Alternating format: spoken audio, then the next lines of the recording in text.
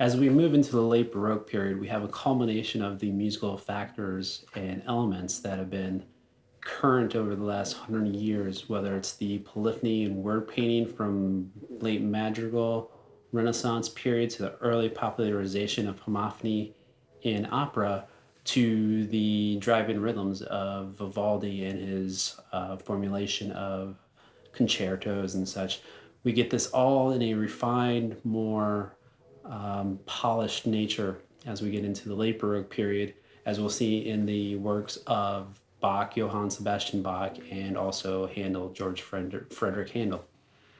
So a couple main characteristics of music during the late Baroque period are that the melody has this more progressive expansion idea, meaning that you start from a general beginning theme and it just kind of folds outwards and outwards to new territories and develops constantly from the beginning to the end, and takes you from point A, you're beginning, to new different lands, and then finally brings you back home in the nice strong cadence at the very end. And you might think this is confusing if it's just constantly developing and going into new territories. There's no repetition there to latch onto with your ears, but that's where the rhythm comes in. It's the driving force. It's a regular, steady rhythm, steady beat, steady meter that keeps everything moving forward very strongly from beginning to end.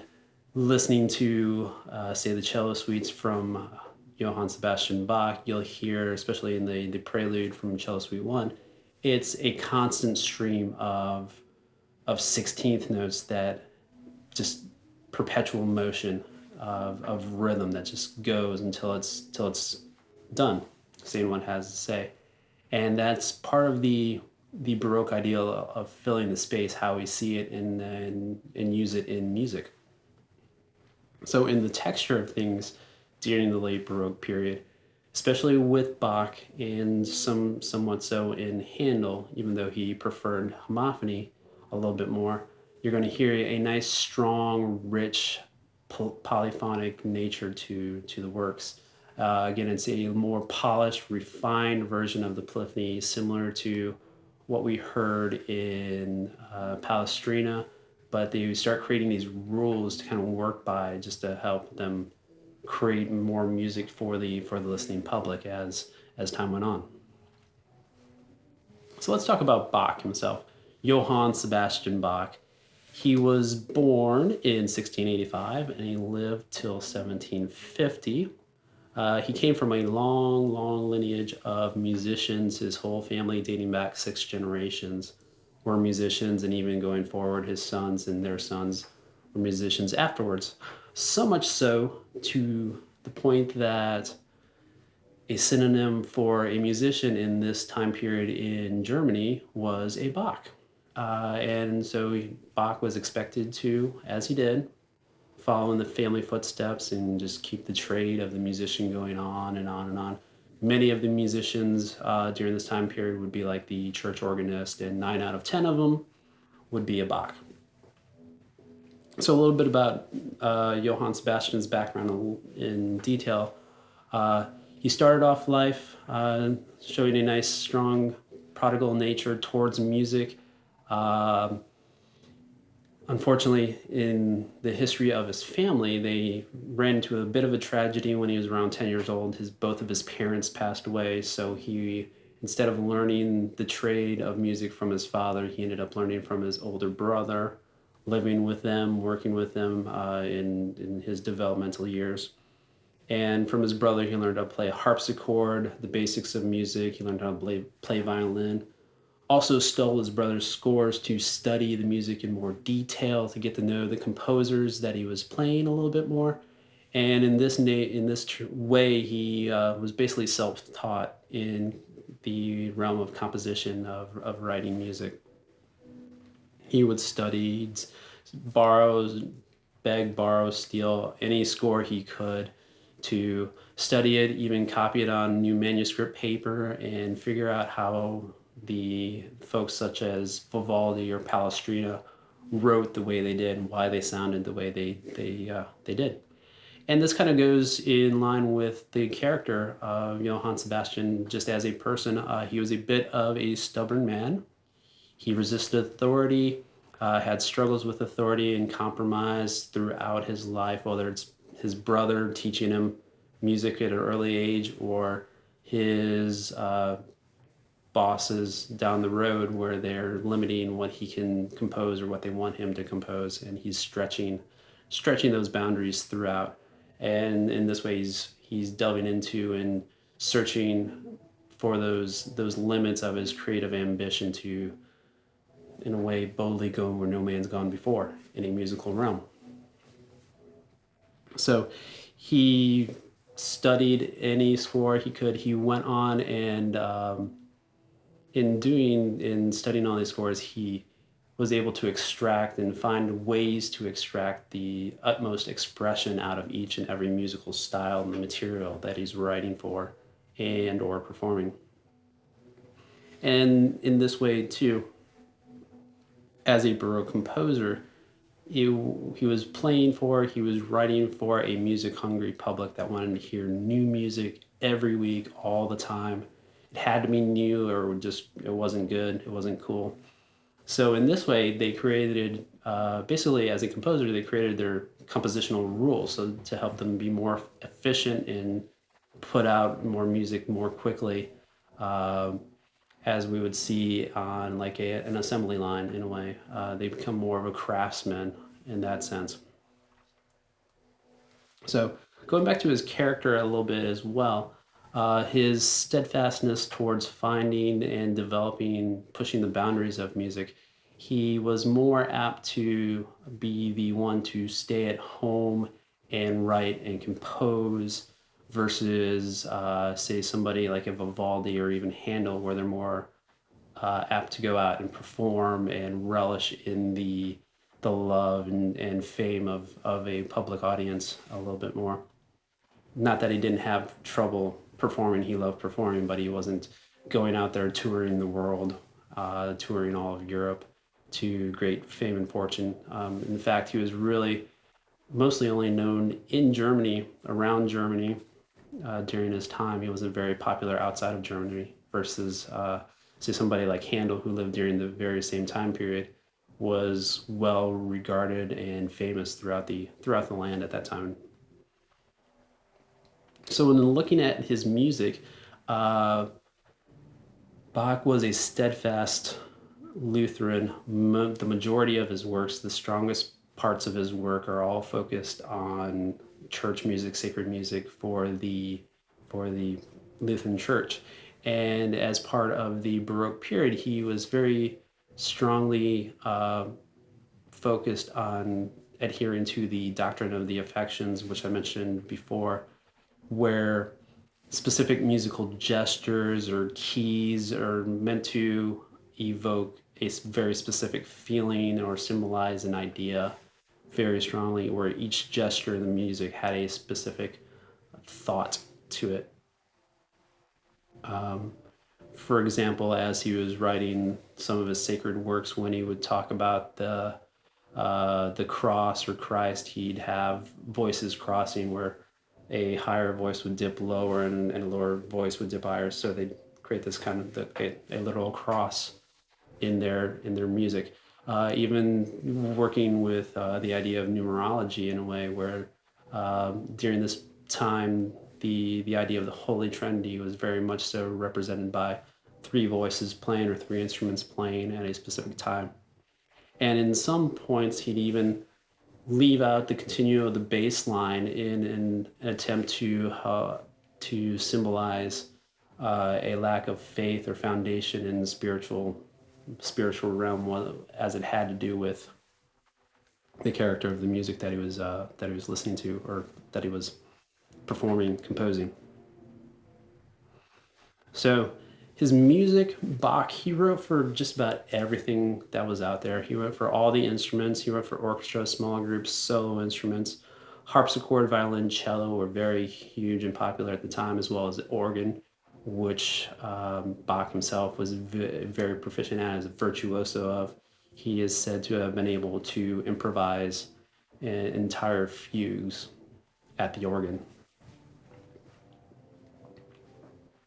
His vocal works are really the main push, as I mentioned before, of his music. The Lutheran Church is mainly church music, still mainly a vocal music setting, and really based around the hymns and such of the time period, pulling right from the Bible and the hymn book there.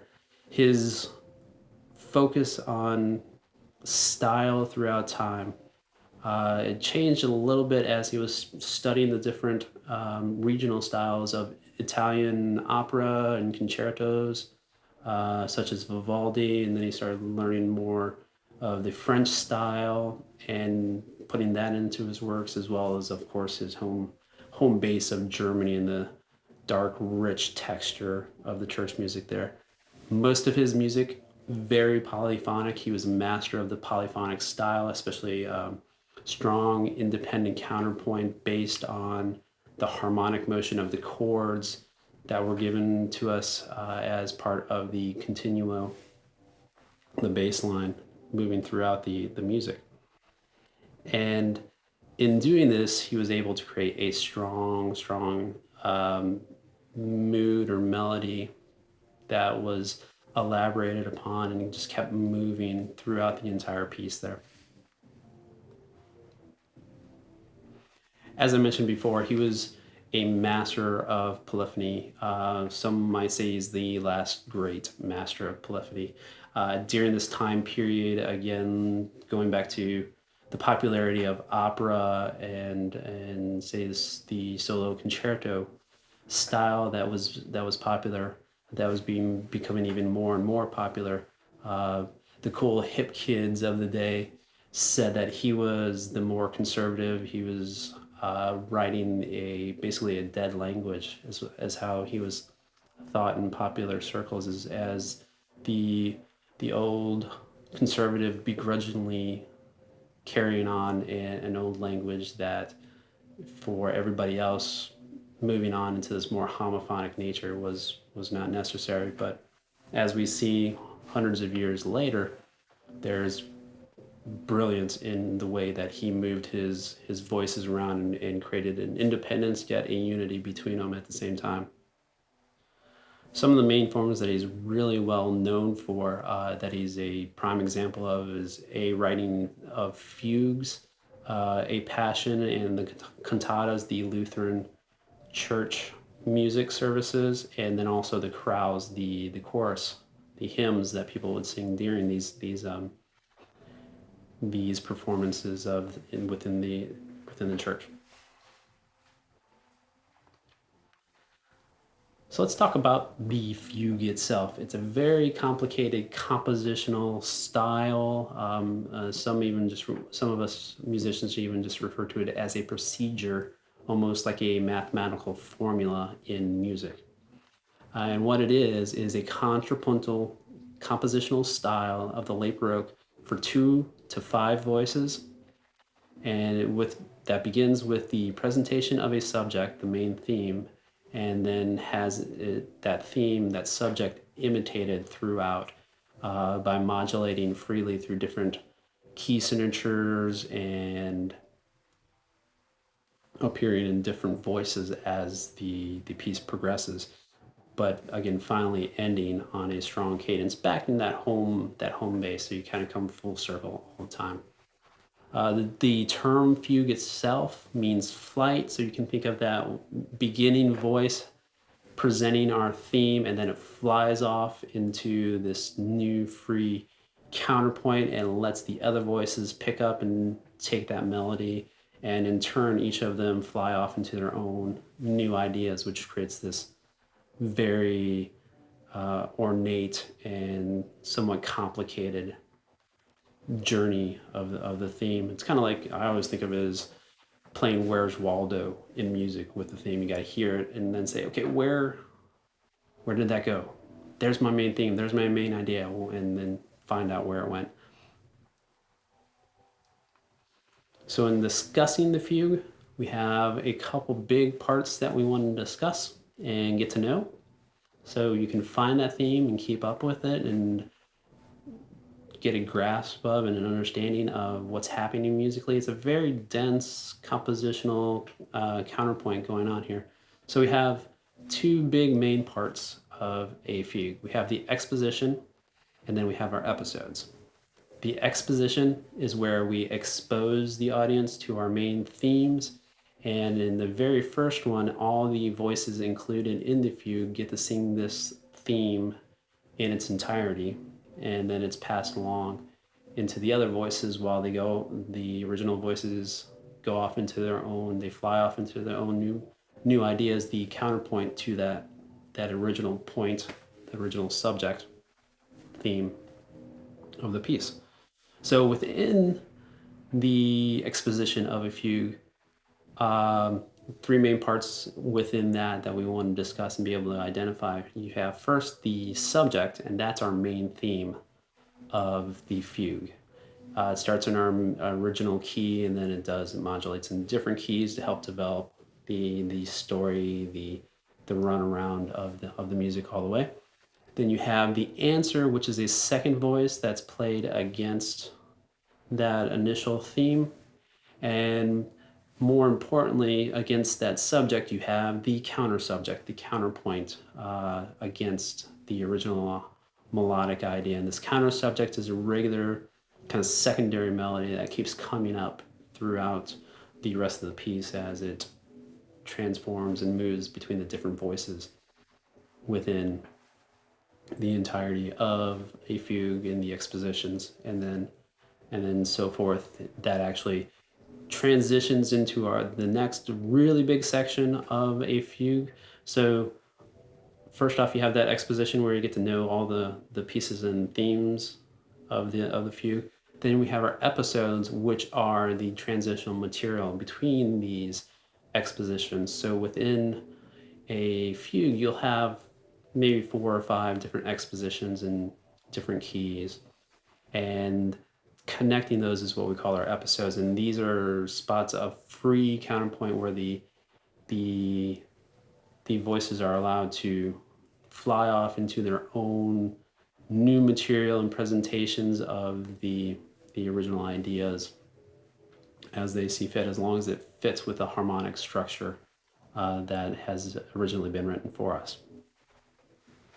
One of the other main musical styles that Bach is known for as basically the pinnacle, the backbone of, is the cantata, which is a composition in several movements written for chorus, soloist, and instrumental ensemble, all within the Lutheran Church, and be the music for a sermon to help reinforce the minister's prayer, the priest's prayer, and the storyline that's being told during each sermon, during each week.